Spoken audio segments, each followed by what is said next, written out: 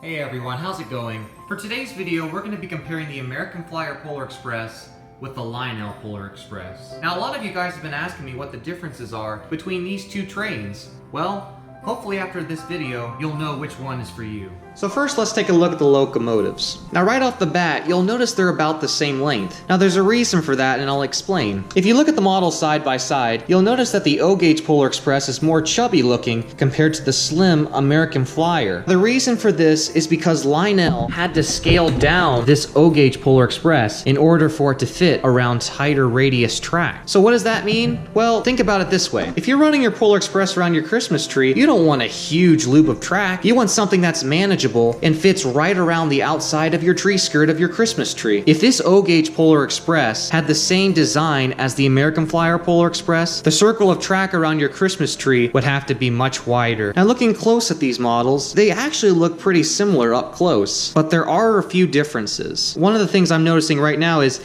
the American Flyer Polar Express has 1225 nameplates on both the front and the side of the headlight, and that's actually a nice touch. This O-gauge Polar Express, however, has no nameplates on the headlight. Both the models do, however, feature swinging bells. When it comes to the side profiles of these engines, the American Flyer wins hands down. It looks a lot more prototypical compared to the O-gauge Polar Express. As far as the weight of these engines goes, they're actually pretty close. If I were to guess, this engine's probably around 2.5 pounds, and this one's probably an easy 3 to 3.5. Here's another difference between these two models. On my O-gauge Polar Express, you'll notice that there's an externally applied handrail. That's actually pretty neat. On the American Flyer, however, there's no handrail. Instead, they just put it in the mold of the engine. If we look at the top of the engines, they almost look identical, to be honest. Where this little spot is, there used to be a whistle, but I remember the day I got this on Christmas, it was bent. So I tried to make it straight and it popped right off. So I never really had a whistle on my locomotive. The American Flyer, this is interesting because they don't even have that on here, and I wonder if they had a lot of trouble with those whistles coming off, and so they decided to get rid of it altogether. Either that or they just got cheap and they didn't want to include it anymore. As far as how these models run,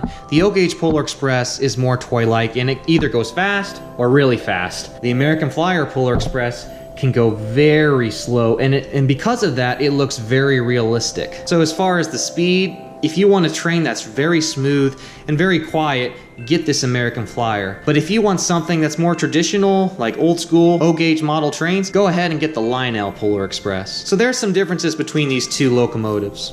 Now let's go ahead and take a look at the passenger cars. So looking at the two passenger cars, you're going to notice that the American Flyer looks a lot more realistic and longer in appearance, whereas the O-gauge, it has a taller, chubbier look to it, and it looks more toy-like. Now there's absolutely nothing wrong with this, it's just the difference of styles between the two models. One of the big things you'll notice is that the American Flyer has trucks with 6 wheels. The O-gauge Polar Express has 4 wheels on its trucks. As far as the silhouettes in the windows, I think the O-gauge has this beat because it's much easier to see the characters or designs in the windows. The American Flyer silhouettes are very dim and they're not really easy to see. So if you have little kids and you want them to be able to reenact scenes from the movie, it might be better off to get the O-gauge. Another big difference between these two passenger cars is that the American Flyer has painted roofs to look like snows on top. The O-gauge doesn't have that. Now I've heard from some people that they actually like to have passenger cars with no snow because they may not have a snow-covered layout. And that makes perfect sense. Me personally, I think it was a nice touch to include the snow on top of the roof because that just makes it all the more like the movie. One thing I always thought was neat about these O-gauge cars is that you can actually see inside the door there. So if you had the actual figurines that came with the set, you could place them inside the car like the little boy, like he's trying to get into the train car. The American Flyer, you don't get any figurines and all you have is this little slot. So I don't think it would be easy for a little kid to play with a car like this. This is more delicate compared to the rugged O-gauge. Now, if you'd like to add a lot of passenger cars to your Polar Express train set, you'd probably be better off getting the O-gauge because there's a ton of accessories and train cars that they've added over the years that you can add to your set. The American Flyer Polar Express, however, just was released last year and there's really not a lot of pieces you can add on. Right now, you're pretty much stuck with the set and 2 add-on cars. I actually did a video earlier on my entire Polar Express collection. There are a ton of separate sale pieces you can get for your O-gauge Polar Express that you cannot get currently for your American Flyer. So that has been the passenger cars. Now, let's take a look at the observation car. Now, I don't need to tell you again that the American Flyer is more realistic than the O gauge, but let's just take a look here at the observation deck. I think both of these look very nice, especially the O gauge. Look how long that is. If you have little figurines that you'd like to put on that deck, it's very easy to do. I remember doing that when I was a kid. This American Flyer, it's a little smaller, but I suppose you could still put little figurines inside there. If you look at the deck here, there's a little PE nameplate, and that doesn't light up or anything. There's also a little ruby looking light at the top of the roof, and those don't light up either. I have seen online where people have modified these cars so that that little red light will light up. And really, that's about the biggest difference between these two cars. Now let's take a look at the track. One of the big differences you'll notice right away is that O gauge has 3 rails, while S gauge only has 2. The reason for this is because O gauge traditionally gets its power from the middle rail, while S gauge gets its power from both of the rails. As far as the style of these tracks go, they're about the same because they're both fast track and they're both made by Lionel. Oh yeah, that's an important thing I need to make clear here. Lionel owns American Flyer. So that's why we have an American Flyer Polar Express to begin with. One of the reasons that people decide to get S gauge over O gauge is because they prefer the 2-rail design because, well, let's face it, there aren't 3 rails on actual railways. There's only 2. So that's a no-brainer right there. Another reason you would choose S gauge over O gauge is because it's a little smaller in design, but it's not quite as small as HO scale.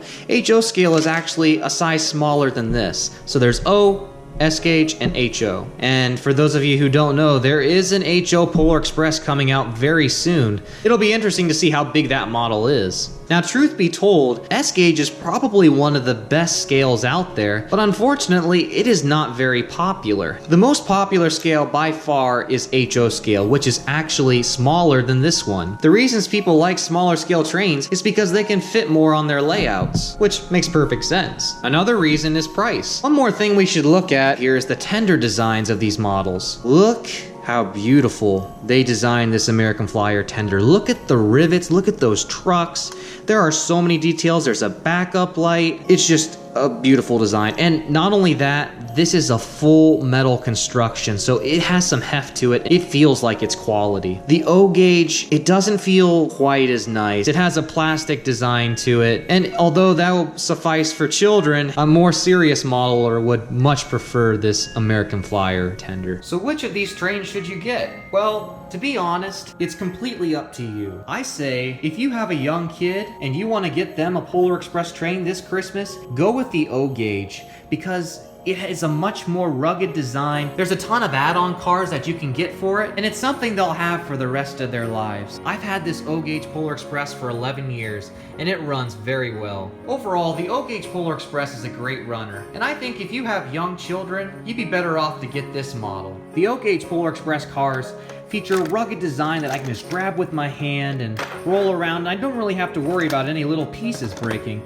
But the American Flyer cars, not only do they feel a little more fragile, but they have these little details such as these steps. And I would hate for a little kid to accidentally snap one of those off. Now, if you would prefer detail over durability, then go ahead and get the American Flyer Polar Express. Of these two models, I would have to say the American Flyer is my favorite model. The details are incredible, and the passenger cars look more like the movie. But if I were to get this Polar Express for a young kid, I would be certain that I was nearby when they're operating it. Alright guys, so I hope this video has helped you decide which Polar Express set is right for you. And again, currently there is an O gauge Polar Express, an S gauge Polar Express, and in December there's going to be an HO Polar Express. Whichever set you choose, I believe that if you take care of it, it will last a lifetime. Okay, so thanks for watching guys, and have a Merry Christmas.